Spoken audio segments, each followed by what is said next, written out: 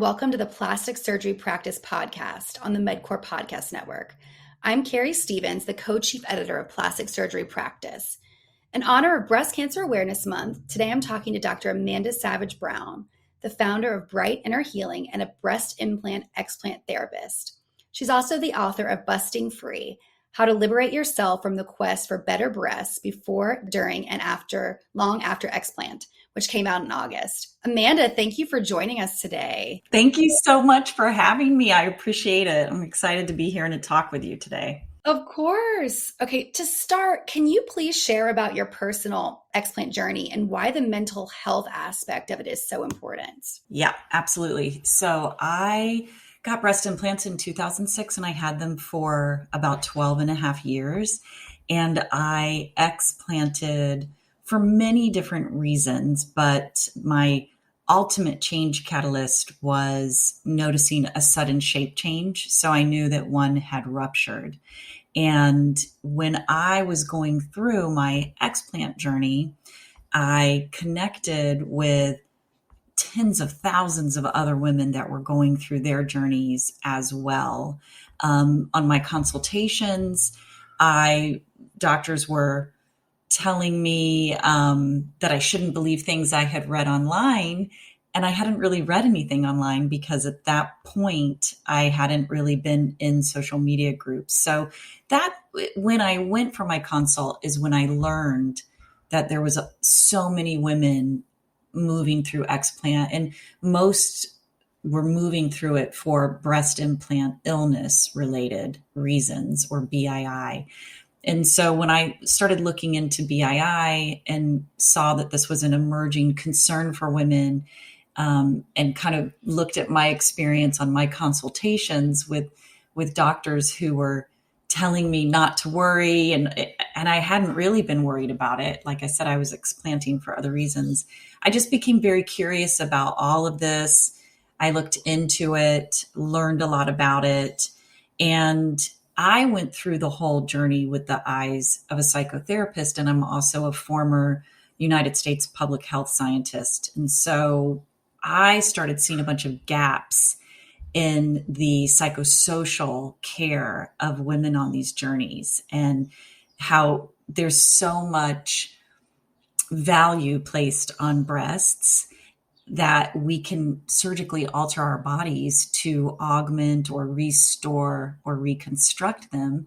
But then when it comes time for us to remove them for any reason, whether that's a rupture or a recall or BII, or you're just done with them, they're uncomfortable, whatever your reason, there's a paucity of resources available to help you move through the mental, emotional, and social side of that change. So that's what kind of inspired me to translate all the scientifically validated tenets that I use in my private psychotherapy practice, specifically for women on, I call it the breast implant through explant or Bright journey.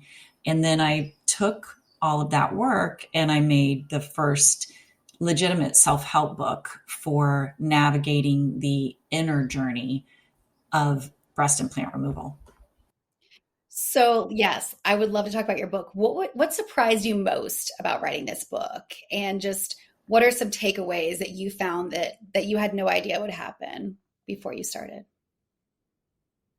Honestly, for me personally, I had a pretty outdated idea of writing a book and raising awareness for it. And so that was actually the biggest surprise, because I see, online hundreds of thousands of women that are clamoring for this kind of support. Women who are concerned about partner abandonment, women who are concerned about never having told their children that they've got breast implants and now they're going to have a body altering surgery to remove them.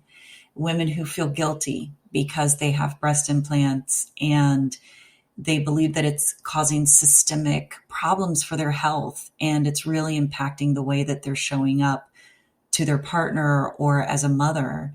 And the list goes on and on. And so I see all these women who want and deserve full, complete, holistic care as they're moving through this. And it's difficult for me to raise awareness that this resource is there for them. And you might be, asking me that question in terms of what did I learn or what surprised me most about, content wise in terms of moving through this. But really, it's been more of a practical kind of surprise for me is this resource is here. How do I make it known to the women? And surgeons are going to play an important part in that. This is a sensitive topic, and women will go see their surgeons and talk with their surgeons about this. And so helping surgeons be aware that this resource exists is key. It's very, very important. And a lot of surgeons, explant surgeons in particular, end up shouldering the burden of the mental and the emotional and the social concerns of women who explant. And they may not have the staff or the time available to fully meet these women's needs. So finding a way to get busting free as a recognized resource for the surgeons to be able to give that to their patients is going to be just, a win for everyone. No, definitely. Breast implant safety, like you mentioned, has been in the media now a lot, especially with the FDA recently saying that breast implants may be linked to additional cancers such as squamous cell carcinoma. Have you seen an influx of patients coming to you that are looking to explant post this news? The news came out about 2 weeks ago. So I haven't personally in my practice been, contacted about that in terms of I'm scheduling my explant because of this. I have had women reaching out to me saying, this scares me. What does this really mean? Can you level with me? Can you translate this for me? Should I get my breast implants out? So it's another great example of why the psychosocial side of this is so important, because in 2021, the FDA put out a boxed warning on breast implants. That is their highest alert for safety concerns. And then we had the breast implant associated lymphoma, and now we have breast implant associated squamous cell carcinoma. And so women who have them in their bodies are wondering, what does this mean to me? The FDA also, if you go to their website and you look through things to consider before getting breast implants, they acknowledge that there are systemic issues, which is commonly known as breast implant illness. And then there's also recalls that have been happening with breast implants. And so there are millions of women right now with breast implants in, and they're all wondering, what does this mean? And what should I do? And how can I keep myself safe while I have these devices in my body? And, many of the women love having their breast implants. They're not looking to get them out, but when they run into this news, they're very understandably concerned about what that means. And so, yeah, there's been a lot of conversation and concern around what exactly does that mean for the average woman that's got breast implants. Absolutely. And this is Breast Cancer Awareness Month. So I'd be remiss to not mention just the emotional journey it would be for a breast implant or a breast cancer survivor to explant, because, for someone that got implants for cosmetic reasons, they have something left over. I know that there's changes the breast that will happen, but they'll have something. But for a breast cancer patient or someone like myself, a previvor who had a double mastectomy, to explant would be to have no breasts whatsoever. Can you talk about that emotional journey for them? Because it definitely feels a little different. Absolutely. And I appreciate you bringing that up. In some ways, the explant journey has many, many shared concerns and considerations, irrespective of why you got implants or why you're removing them. And in other important ways, like you just mentioned, there are some differences and important ones between women who explant after augmentation or restoration, and women who are, I say, explanting to flat. And the explanting to flat journey has that, it's that interim period where breast implants were viewed as staving off this emotional loss of breasts. And they are offered to breast cancer patients or previvors, they're offered to them as these solutions, right, to help you feel whole and complete and like a woman. And so when a woman has gotten breast implants for that reason after mastectomy, and she's had that messaging coming at her, I know a lot of breast cancer patients who reconstructed with implants who are told things like, you're too young to not have breasts. You've got to do this reconstruction, and so that all these things get into that woman's mind and heart. And then when things evolve for her, and let's say breast implants aren't working out well for her, they're uncomfortable, she doesn't like them, she's having too many reoperations, or she starts to develop some kind of health concerns, then when she explants to flat, she's now going into that with all of those additional words that were said to her, that you've got to have these to be whole and complete and a woman, and that you're too young to not have these, or whatever it is. Now she's bringing all that forward with that loss. And so being able to help women move through that in a completely different way is as important as surgically delivering them to a beautiful aesthetic flat closure, right? So being able to help women heal inwardly and like busting free, the book that I wrote, the goal of that is to liberate women who want to be liberated from the idea that they need to have their breasts to be full, complete, and whole, or that their breasts need to appear a certain standardized way in order for them to be sexy, desirable, and complete. Thank you. I'm so glad you said that. And, I was also told the same thing. You're too young to not have breasts. So I, I really, really hear what you're saying. And I know our readers and listeners will really appreciate that too. So as a last question, this podcast for the MedCore Podcast Network is for all health professionals, but the PSP side is really for plastic surgeons. So what do you want to tell plastic surgeons about this, about, the emotional journey women go through with explanting? Because I don't think it's been discussed enough. So I'm really glad you have your book.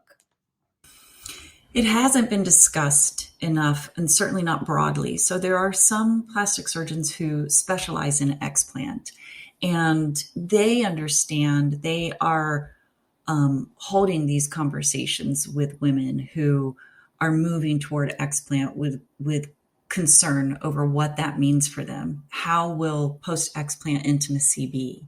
How will they view themselves moving forward, either as an explant to flat or someone who potentially has, distorted post-explant breasts?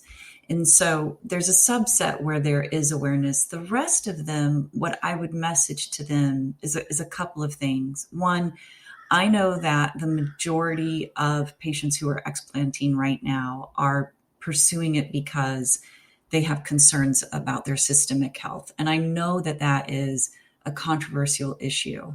And so rather than dismissing a patient or wanting to comfort her, but perhaps inadvertently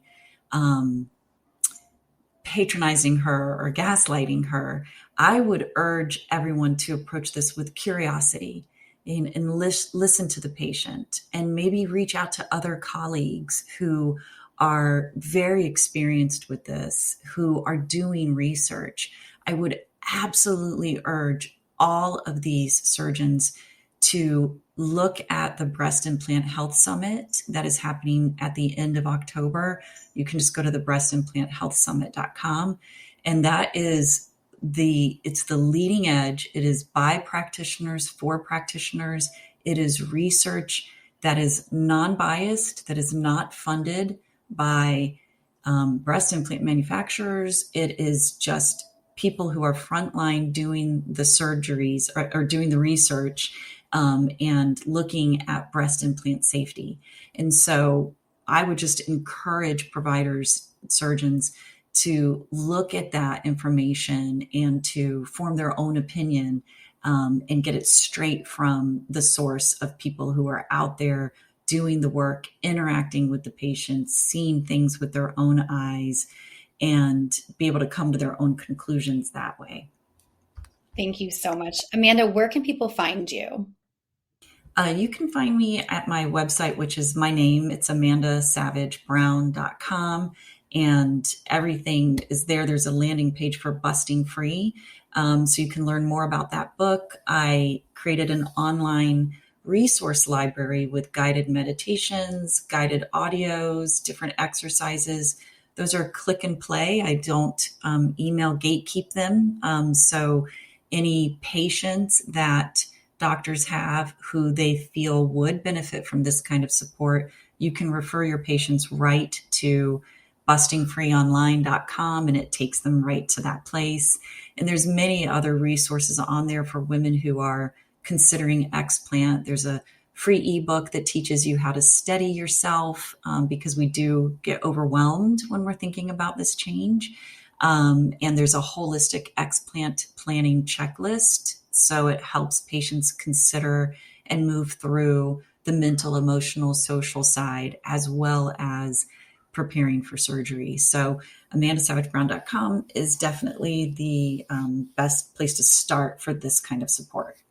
Awesome. Thank you so much, Amanda. This was super informative. And to our listeners, thank you for joining us as well. As always, be sure to subscribe to the MedCore Podcast Network to keep up with the latest plastic surgery practice podcast episodes. And check out plasticsurgerypractice.com for the latest industry news. Until next time, take care.